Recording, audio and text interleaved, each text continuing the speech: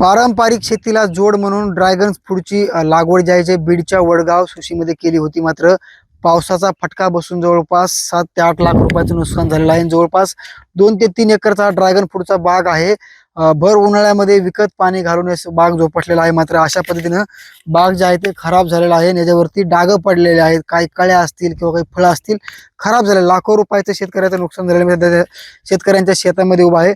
अशा पद्धतीने याला डाग पडून हे संपूर्ण पीक जे आहे ते खराब झालेलं आहे आणि अशा पद्धतीने ते सडल्याचं देखील पाहायला मिळत आहे. लाखो रुपयाचं नुकसान जे आहे ते शेतकऱ्यांचं झालं. माझ्यासोबत शेतकरी आहेत.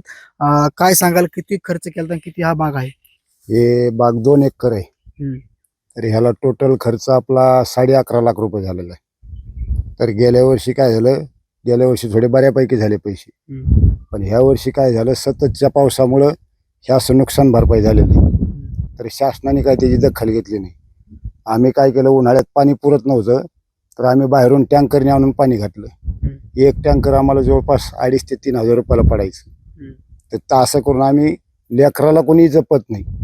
लेकराला जर बिस्किट मागितले तर कोणी रुपयाचं बिस्किट देत नाही. तरी आम्ही ह्या बागेला विकत घेऊन पाणी घातलेले, तरी शासनाने याची काहीच दखल घेतली नाही. आता सततच्या पावसामुळे नुकसान झाले.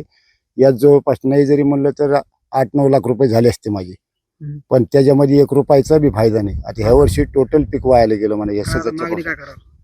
आता मागणी काय, शासनाने नुकसान भरपाई द्यायला पाहिजे ना.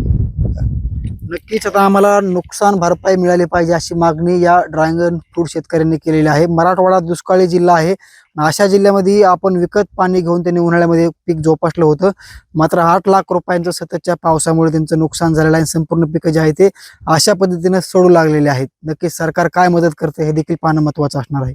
साम टीव्हीसाठी सुशी वडगाव, बीड. आता isakal.com आहे देशातील नंबर 1 ची मराठी न्यूज वेबसाईट. प्रत्येक अपडेटसाठी isakal.com ला नक्की भेट द्या.